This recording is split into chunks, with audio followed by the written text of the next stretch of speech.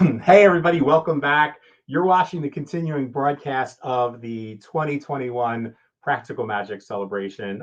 It has been an incredible day. So many really beautiful and powerful presentations, albeit short. We are trying to keep these to 30 minutes, and it's been an experience of, at the end of every one of these presentations, just wanting more, wishing we could go an hour. I think when we do our next one of these, which we're going to do them, every quarter or every 4 or 5 months, we'll probably do this over 2 days so that you can hear more from these amazing faculty members. Each of our presenters today is a faculty member at the Inner Alchemy Mystery School. We'll talk more about that later in the day.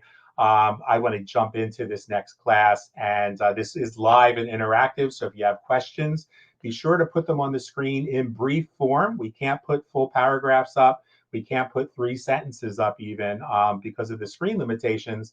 So keep your question brief, keep your question focused on the topic, and we'll get those on the screen. But if you have a longer question, go ahead and ask that. And our presenters have been so generous all day long.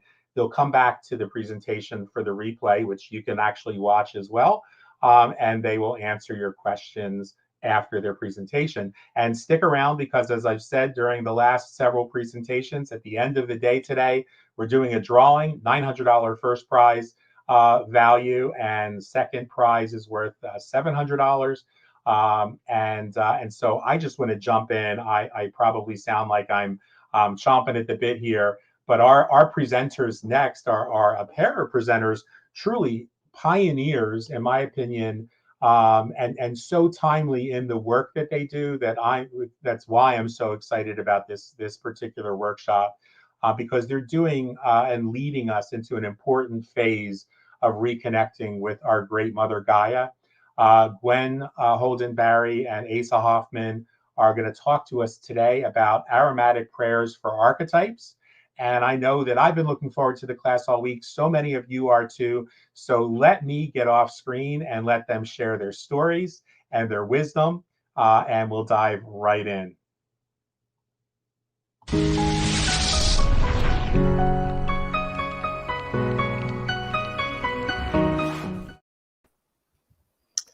Hi, I'm Asa, and I am a co-founder in the Gaia Project. And the Gaia Project is a group that has come together to teach people how to connect and align with Gaia, and about the relationship between Gaia and her light body and our light bodies as individuals. As a spirit walker, I work with this all the time in my readings, in my healings, and in my ceremonies. It's a very important part of the walk that I do, and it's been really exciting to join with so many other people in working towards becoming more in tune and to deepen the relationship that we have with the natural environment that is around us and is actually a part of us. Hi, I'm Gwen, and I am part of the Gaia Project also, and we have a fine group there. I hope everybody will come and visit us over on Facebook. And I'm a shamanic toolmaker. I've been doing this for 30 years, and I work primarily with plant allies and in helping you to connect with the guidance that surrounds you and work on goals and issues and challenges in your life using plant allies primarily. And I'm happy to be here with my buddy Asa to present something about Scorpio season. And my favorite cross-quarter or holiday is basically Samhain, because it's a special day where we connect with the beloved that have crossed over, and we connect with the divine who brings us not just the beloved, but also helps us walk with our guides and our spirits every day and keeps us connected to Mother Earth as well as above. So we're going to put up our presentation now, and we're going to talk about the seasons. And we're, of course, talking about fall, but we're going to focus specifically on Samhain, which looks to some of you maybe like Samhain, but it's pronounced Samhain. And we're going to talk about the archetypes, focusing on the psychopumps that actually assist us in connecting with those ancestors who are on the other side, and the plant allies, the herbals, the oils, and the florals that actually empower us in connecting with both the archetypes and the season. So the season, as we said, is Samhain, it's fall, and it's Scorpio season. And Scorpio season is the dying season. This is when the full expression of summer, the full vitality of summer begins to let go and sort of draws within. And as it draws within, the outer planets and their influences begin to also come into focus in our being. So those outer planets begin to have maybe a more magnetic or potent expression in this time. And everything as it goes within sort of returns back to potential. So this is a time where we begin to connect with not only who we've been, but that crossroads between who we've been and who we're becoming. And it's a great time to connect with that potential. What is it? Who is it that we wish to become? What is it we wish to let go of? And then, of course, we cannot do that without looking at our stories. And, you know, this is a time when you would tell your stories, you share stories with loved ones, but also you look at the stories that you tell. You check in with them and see, what are the stories that I am connecting to? And is there a way that I need to reframe this story to support who I'm becoming, as much as telling the story of who you've been?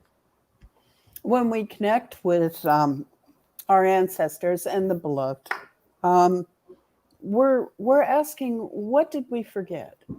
What have I forgotten that I learned once before that's important in my journey now?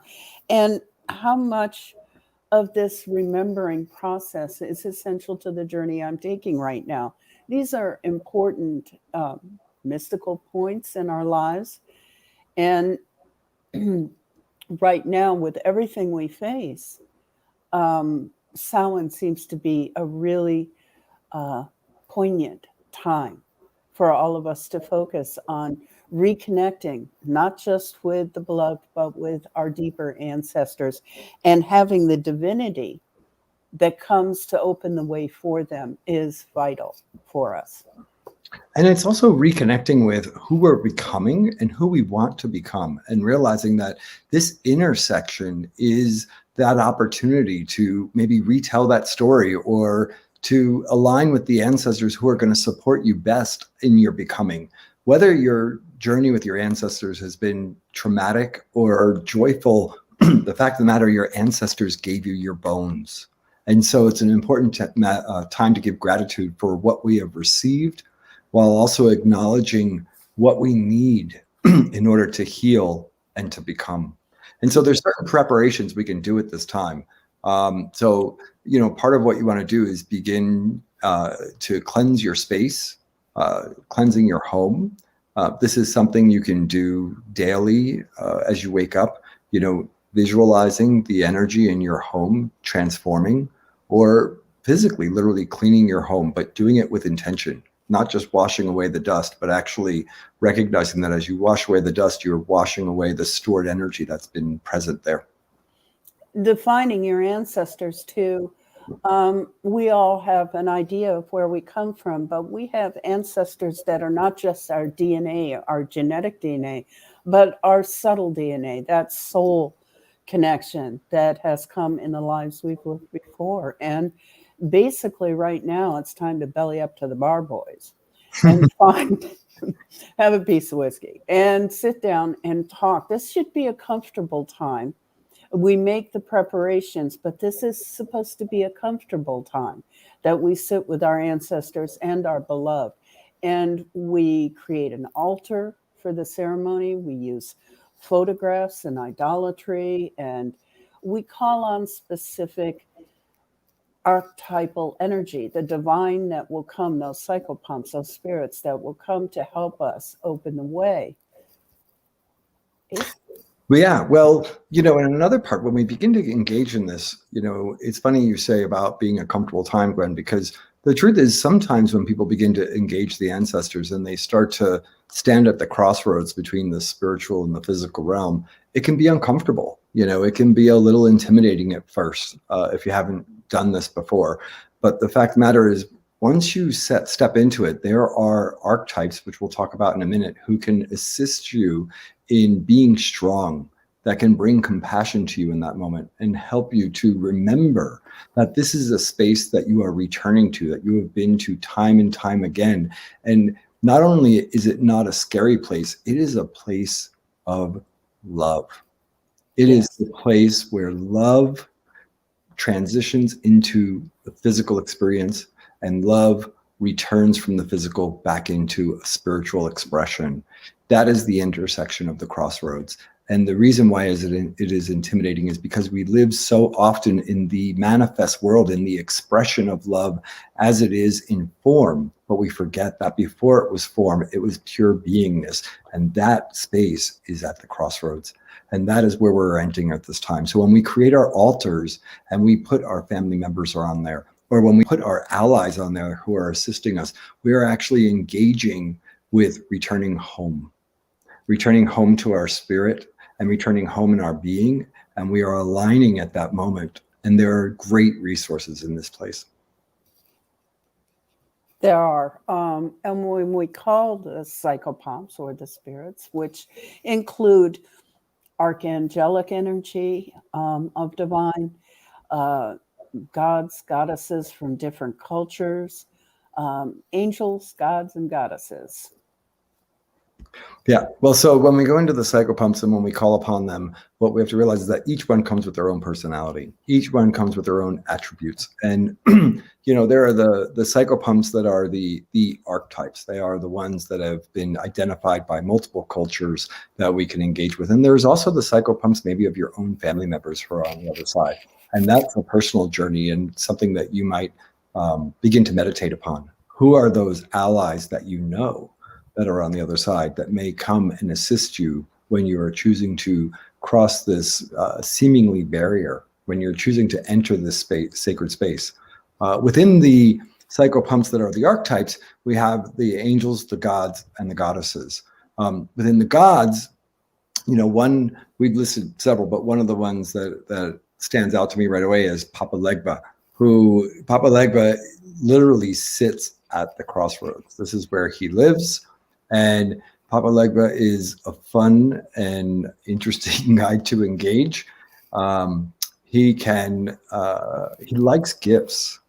One of the things you can do to engage Papa Legba is bring some really great candy, your favorite candy, or smoke a cigar, but make sure it's a good one. Don't bring him any cheap crap.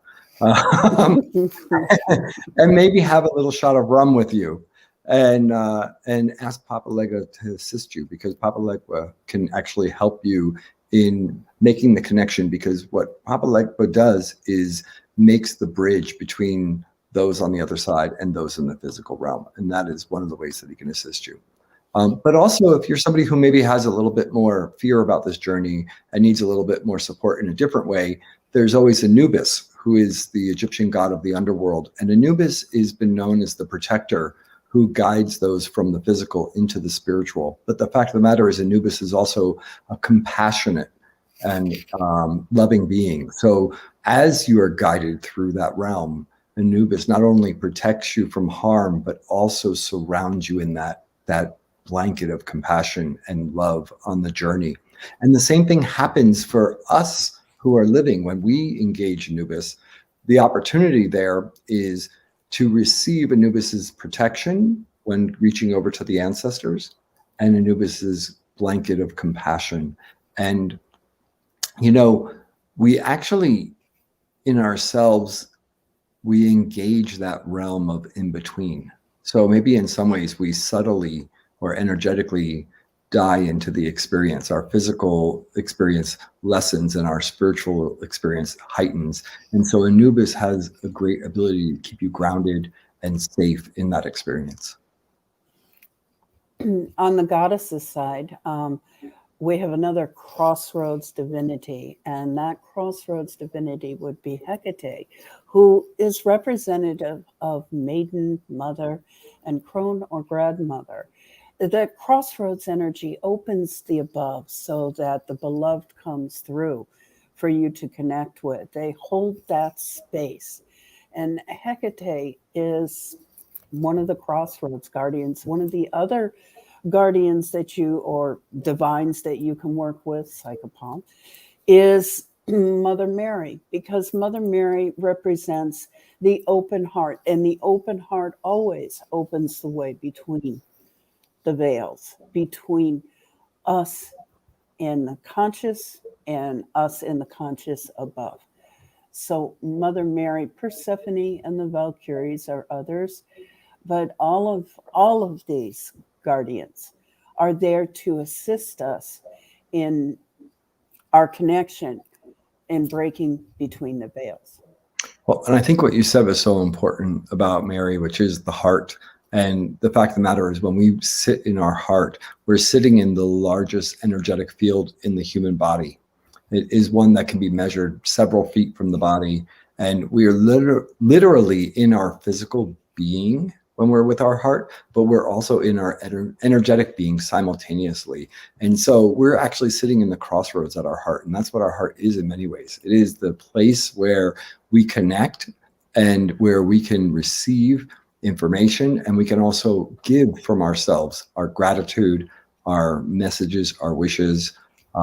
It is a really powerful point to engage. And essential with this work is that without entering the heart center, you're just performing ritual. You're just performing ceremony. You're just going through the motions. And so one of the things about the season that's so important is Samhain is a very personal journey. It's a very personal ceremony. You know, there's many things that you can find online or books that will tell you the rituals that you can do at this time to connect with your ancestors. But the ones that are the most important are the ones that actually connect you to your heart, connect you to your own experience, and align you with the love that is in you and the love that you've shared with those who you've been with and walked with before. And that's why it's so very important to write your own ceremony, to use your own instincts and intuition and words to connect with the divine and connect and draw down your beloved to sit with you and give you the wisdom that they hold for you. So all the information that you've heard today, no matter who's been teaching it or all the books that you've read, this is information that is meant to inform you, to inspire you, but it is the inspiration and its expression through you that is where the real power lies when entering into ceremony or anything that is sacred. It's understanding that rules are rules as they apply to you, as they feel true to you. That's where they sit. But only no stinking matches.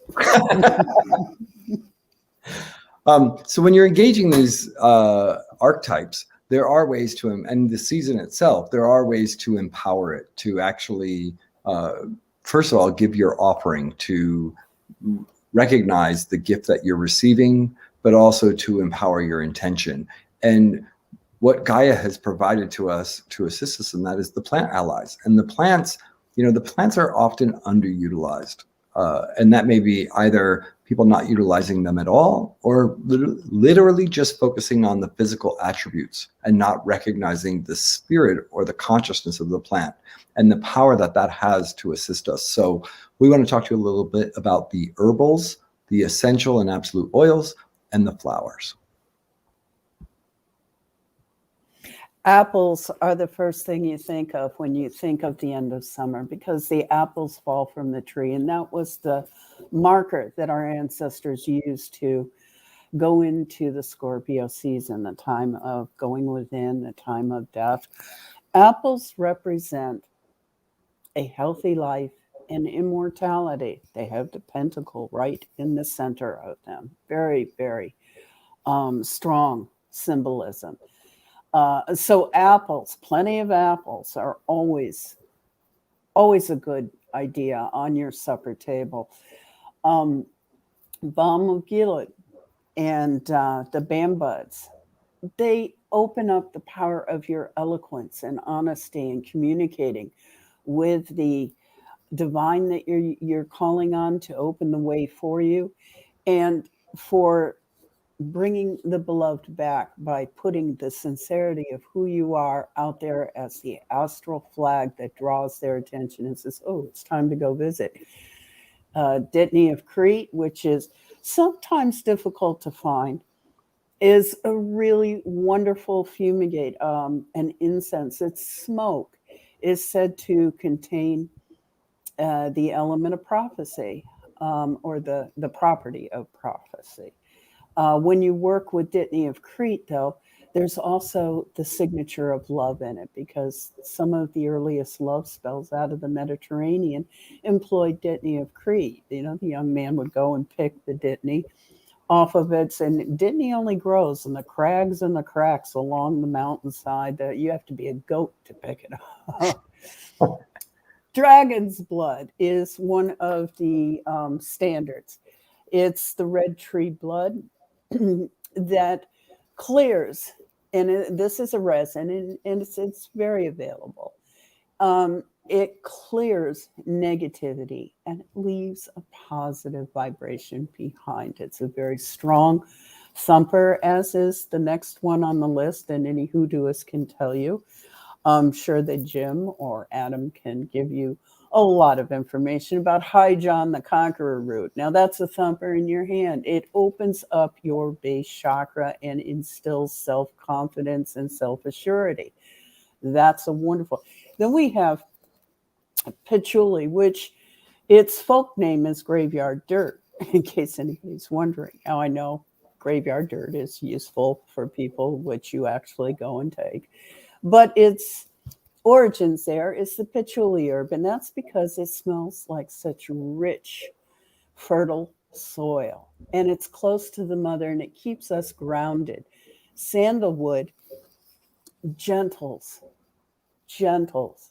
the atmosphere and the space around you. And wormwood is the portal opener. It goes to through the many veils, to the many worlds, from top to bottom and down below.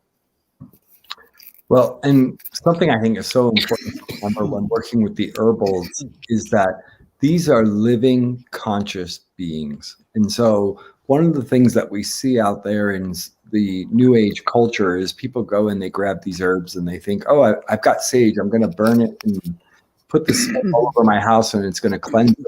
And they forget that what they're actually engaging is a living, conscious being. And that living being made a sacrifice of its life in order to become that sacred smoke for you. And so when you're engaging with the herbals, the first thing you want to do is engage with your gratitude. And your gratitude first connecting with the plant, and then your gratitude for its sacrifice, and recognizing that the spirit of that plant is with you then. It is within you. And as you burn it, you are actually engaging with that consciousness to impact the environment that's around you, or to impact your intention.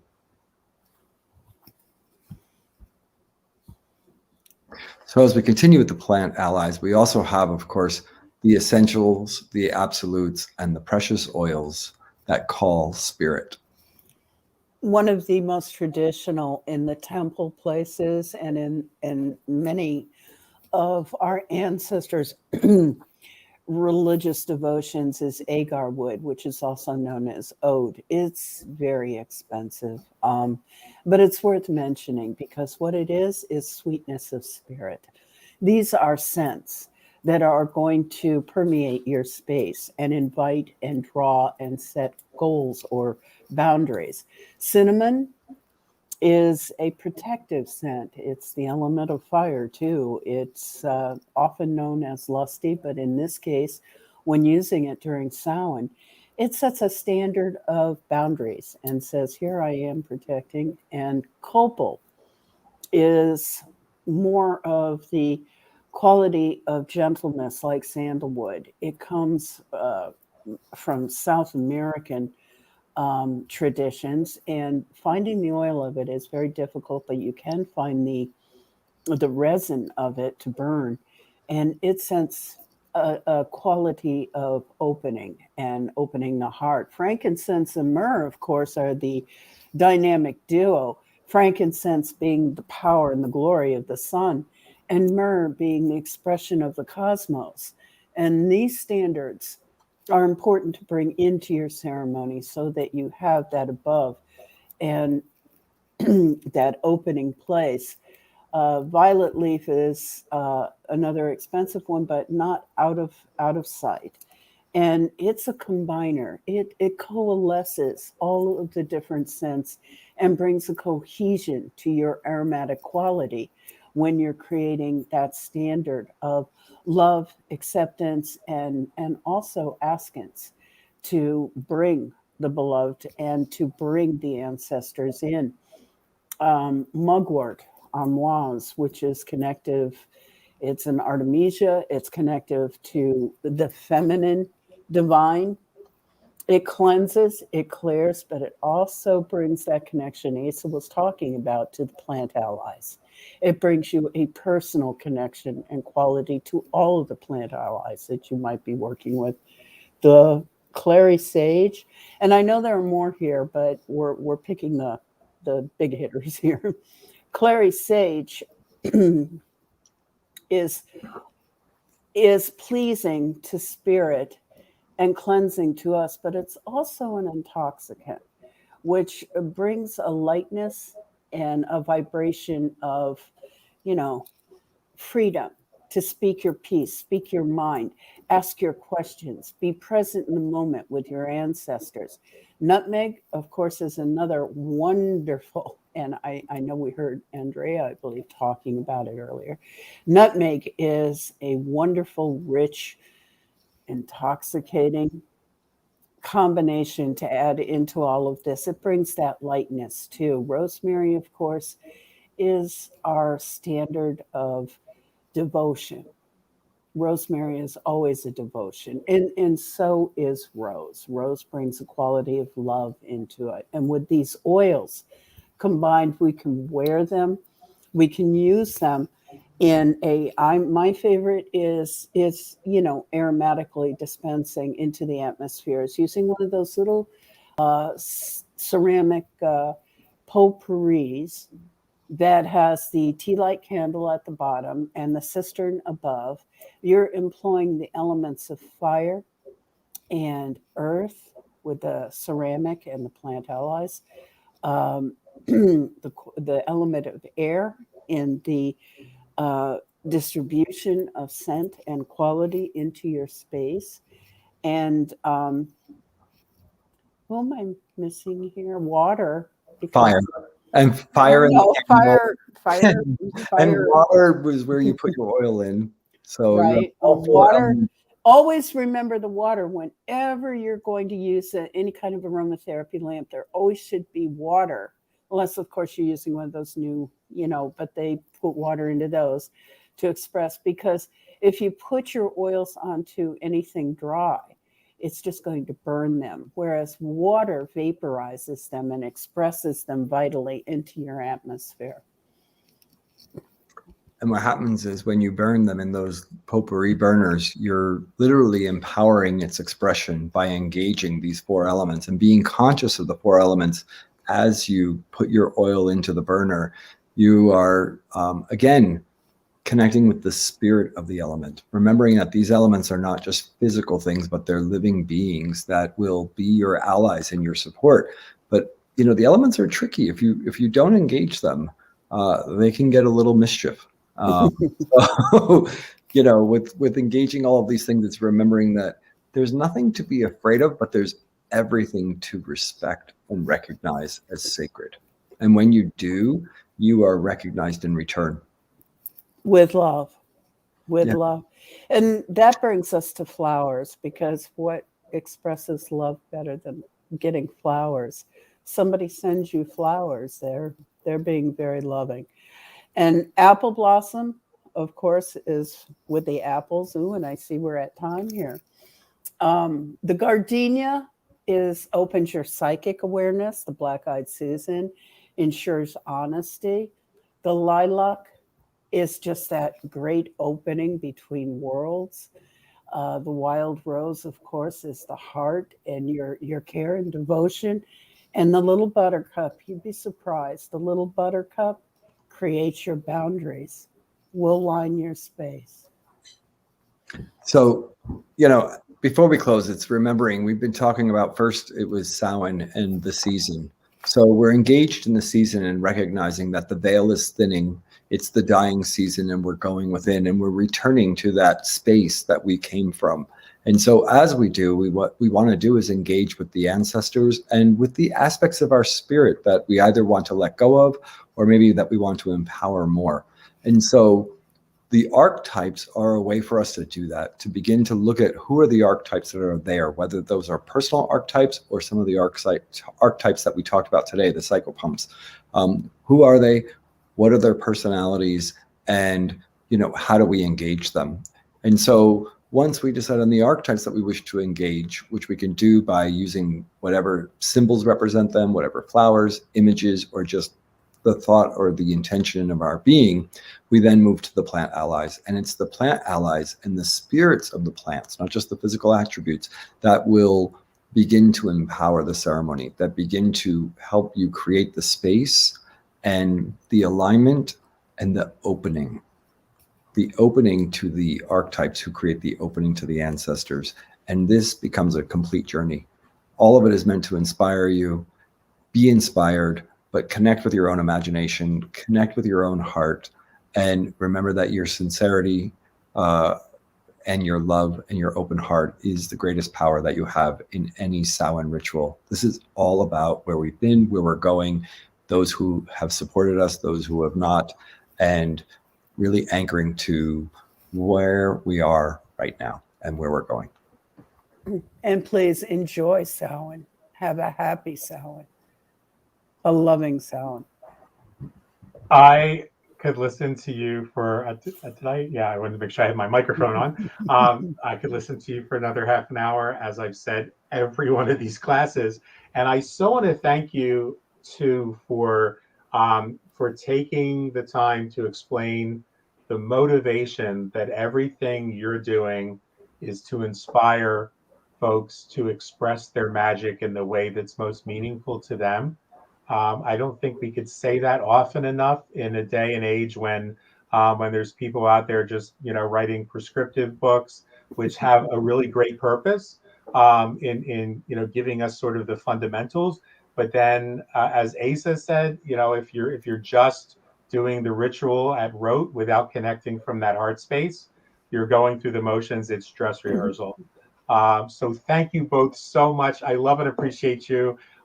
Folks, I know that this left you wanting more, and the good news is that you can get more by tapping into the course, My Home and I in the Inner Alchemy Mystery School, and that's only where we're just beginning. Both Asa and Gwen have other courses that they do, other work they do, and please be sure to check out the Gaia Project. I would recommend just rewinding this on the replay and check that out. Make sure you go to that website. Make sure you check out some of the other videos that are there as well. Guys, thank you so much. Thank you, Sean. Thank you for having us. And my hugs to the little guy in the back there. Folks, we'll be back in just about 15 minutes.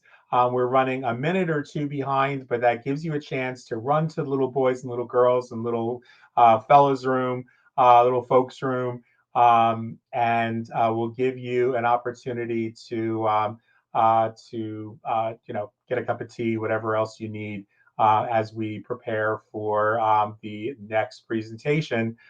Thanks again for being with us, and we'll see you soon.